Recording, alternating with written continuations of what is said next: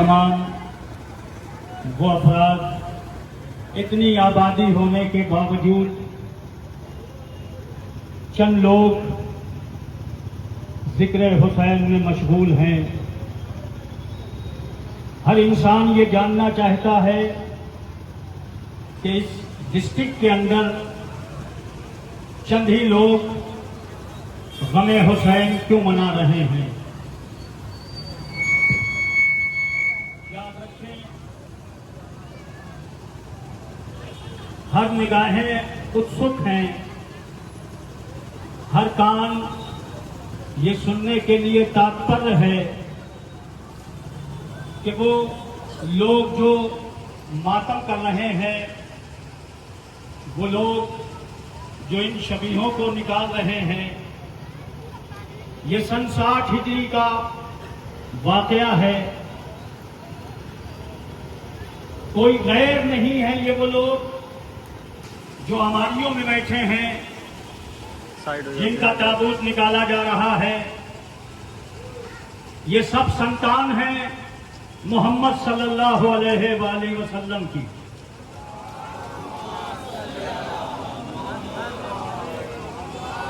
दुनिया इस चीज को अच्छी तरह जानती है कि आज हुसैन ने बलिदान न दिया होता, आज हुसैन ने कुर्बानी न दी होती, तो ना आज ये मस्जिदें होती, ना आज नमाज पढ़ने वाले होते।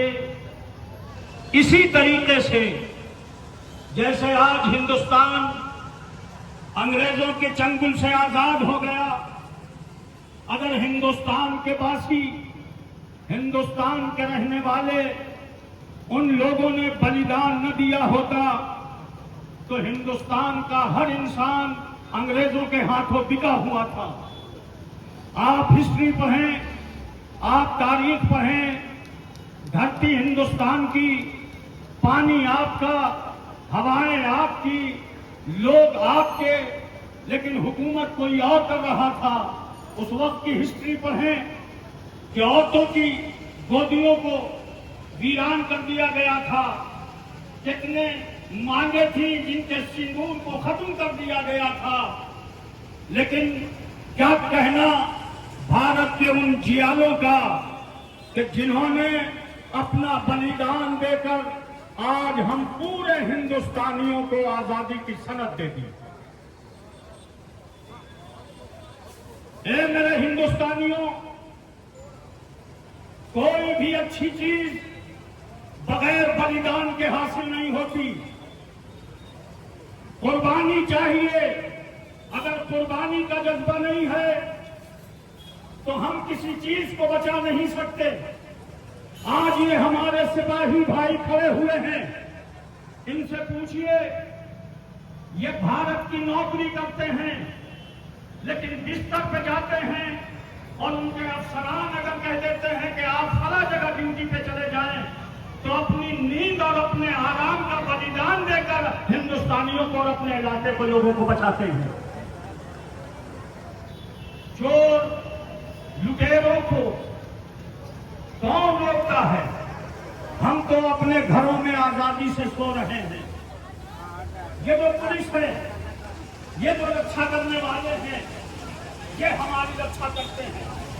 इसका मतलब ये है कि अगर किसी की आजादी को महफूज रखना है तो उसके रक्षक चाहिए, उसका देखने भालने वाला चाहिए। सन 60 हिजरी में जब सिक्के अकबर इमाम हसन की शहादत हो चुकी थी, तो पंजतने पाक में बस हुसैन रह गए थे, जो मदीने में बैठकर नाना रसूल खुदा की मसनद पे बैठकर दीन की बातें बता रहे थे। लेकिन ऐसे मौके पर एक व्यक्ति उठा,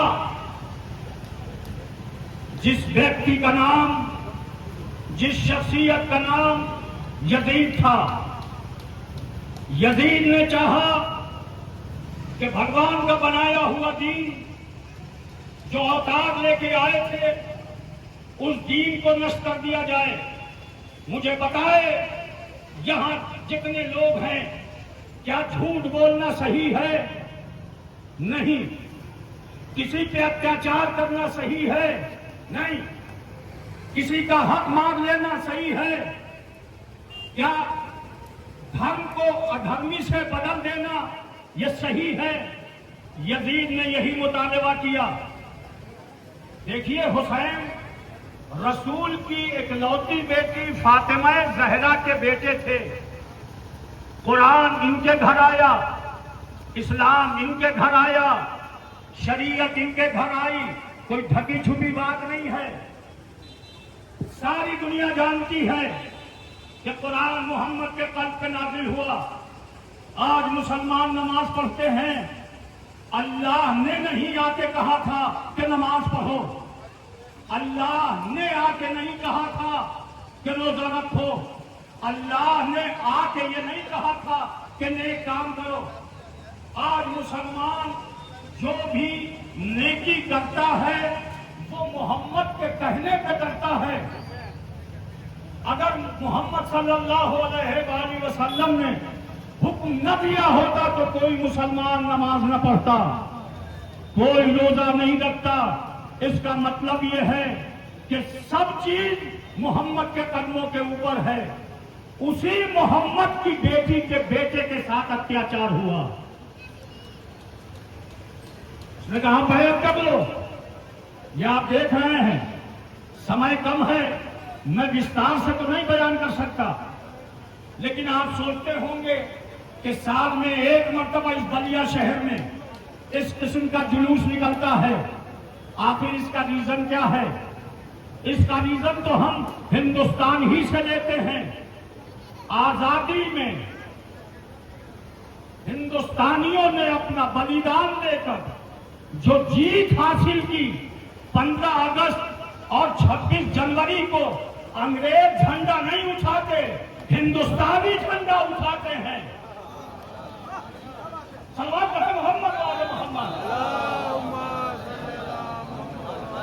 इसका मतलब यह है कि जो जीता होता है, जो जीत जाता है, वो अपना झंडा ऊंचा रखता है। जो हार जाता है वो सर झुकाए रहता है। आज 26 जनवरी और 15 अगस्त के झंडे के सामने आप नमस्कार करते हैं। क्यों? ये जीत का ऐलान है। ये जो देख रहे हैं, मुसीबतें पड़ी हैं इनके ऊपर, आफतें पड़ी हैं, इन्होंने इंसानियत बचाई है। देखिए, अल्लाह के मुखालिफ मिलेंगे, मोहम्मद के मुखालिफ मिलेंगे, लेकिन हुसैन का मुखालिफ कोई नहीं मिलेगा। इसलिए कि हुसैन ने इंसानियत बचाई है, हुसैन ने आबरू बचाया है, हुसैन ने तहजीब बचाई है, हुसैन ने कल्चर बचाया है। मेरे अजीजों, इस हुसैन के परिवार के ऊपर 72 साथी थे इनके। हुसैन के साथ करबला में आने वाले 72 साथी थे। आप गांधी जी की हिस्ट्री पढ़ें। उन्होंने नमक के सिलसिले में जो अधिवेशन शुरू किया था, उसमें भी जो कमेटी रखी थी, वो हुसैन से प्रेरित होकर 72 साथियों का इंतखाब किया था। इसलिए कि 72 जहां रहेंगे वो कामयाब रहेंगे। मेरे अजीजों, याद रखें, हुसैन 72 का काफिला लेके करबला में आए। दुनिया कहती है कि साहब ये 2 शहंशाहों की जंग थी, 2 बादशाहों की जंग थी। क्या इस जमाने में आप देखें, यूक्रेन लड़ रहा है रशिया से, अमेरिका और दूसरा मुल्क लड़ रहा है फिलिस्तीन से। फौजी अगर फौजी से लड़ते तो ये बात होती कि मुल्क से लड़ रहा है। लेकिन आज फिलिस्तीन के बच्चों के ऊपर जो आफत आ रही है, आज मुसलमान औरतों के ऊपर जो अत्याचार हो रहा है, सारी दुनिया इस्राइल के खिलाफ आवाज उठा रही है। क्यों? इसलिए कि ये सोल्जर से नहीं लड़ रहे हैं, टैंक निहत्थे बच्चों के ऊपर छोड़े जा रहे हैं। ये अत्याचार है। यही अत्याचार था सन 60 हिजरी में करबला में। हुसैन ने बैअत नहीं किया था तो हुसैन को कत्ल कर दिया होता, लेकिन छोटे छोटे बच्चों पे पानी बंद कर दिया गया है। किसी मजहब में, चाहे वो हिंदू हो, सिख हो, ईसाई हो, शिया हो, सुन्नी हो, अगर कोई प्यासा है, जानवर भी प्यासा है, तो उसकी प्यास बुझा दो। हुसैन का 6 महीने का बच्चा, जिसकी मां का दूध पानी के न मिलने से खुश्क हो गया था, 6 महीने के बच्चे को भी यजीदियों ने पानी नहीं पिलाया। और फकत यही नहीं, जब हुसैन उसे अबा का साया करके ले गए तो उधर से यजीदी फौजों ने हुक्म दिया कि इस बच्चे को खत्म कर दो। 6 महीने का बच्चा था। कहां गई इंसानियत, कहां गई मानवता? हम एक दूसरे को की प्यास बुझाने के लिए, अभी हमने यहां पानी मांगा, 5 आदमी आगे बढ़ गए पानी पीने के लिए कि ये प्यासे हैं। कितना अत्याचारी था यजीद कि उसने हुक्म दिया कि हुसैन अपने बच्चे के लिए पानी मांग रहे हैं। 6 महीने का बालक है, 6 महीने का बालक, और उसके ऊपर हुक्म दिया गया। फॉर्मूला उस जमाने का सबसे बड़ा तीर अंदाज था। अब तो तीरों की लड़ाई भी नहीं होती, अब तो गन और बंदूक है। जब लोग तीर चलाते थे, पूछिए, हिस्ट्री देखिए, वो जो तीर चलाया गया था, जिसे तीर से शोभा कहा गया था, उसके लिए तीर बनाने वाले का कि ये कंडीशन थी कि ये आदमी पे वार न किया जाए। 3 भाग का तीर था और यही तीर 6 माह के बच्चे के हाथ के गले के ऊपर लगा।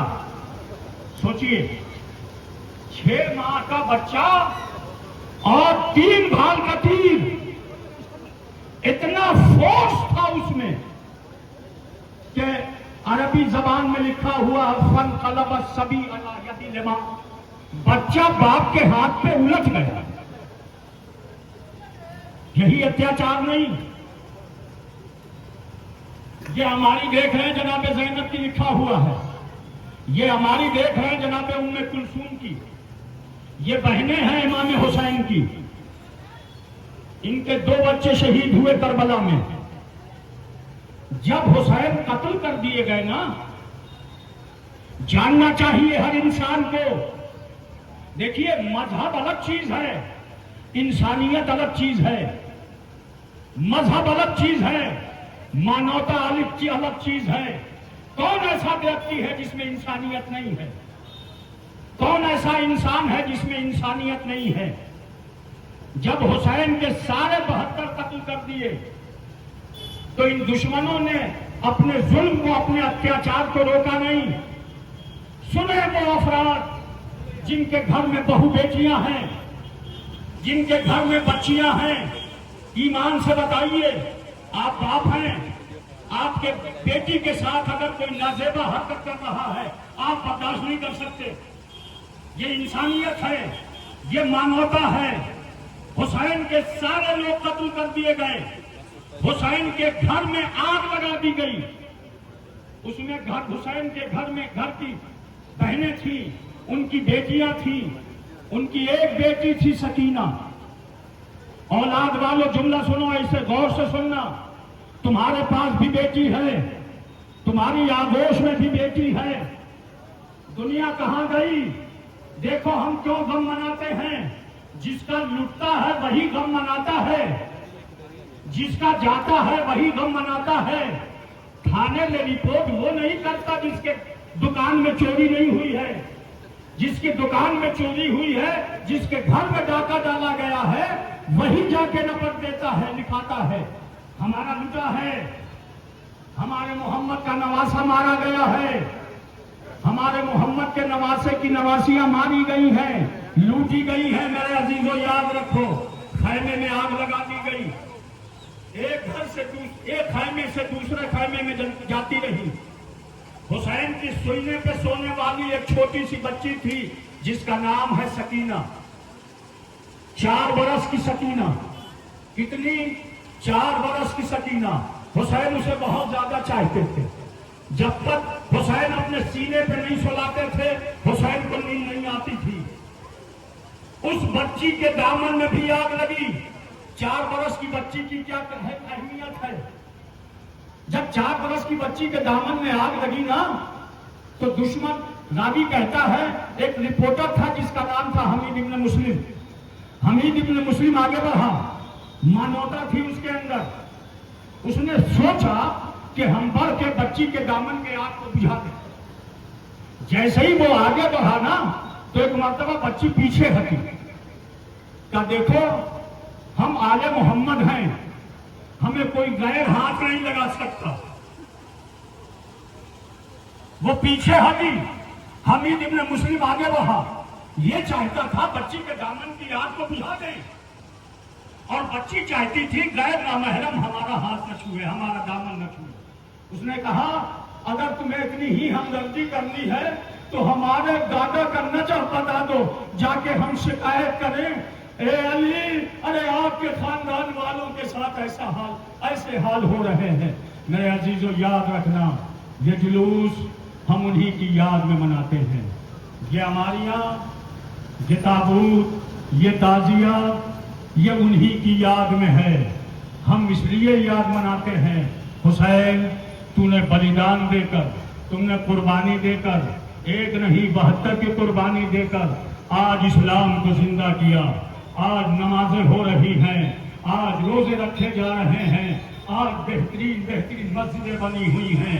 इसीलिए हुसैन को पढ़ के किसी ने कहा था, शास्त हुसैन, बादशाह हुसैन, दीनस्त हुसैन, दीपनास्त हुसैन, सरदार नदाब, दस्त दस्त यजीद, हक्का के बिनाए लाइलास्त हुसैन।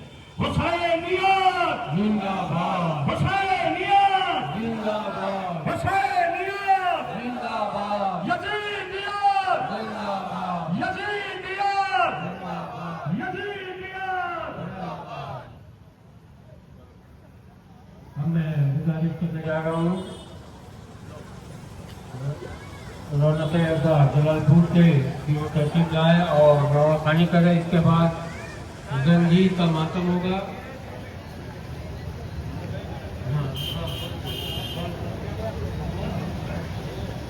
रौनक से ये गुजारिश है कि वो आए और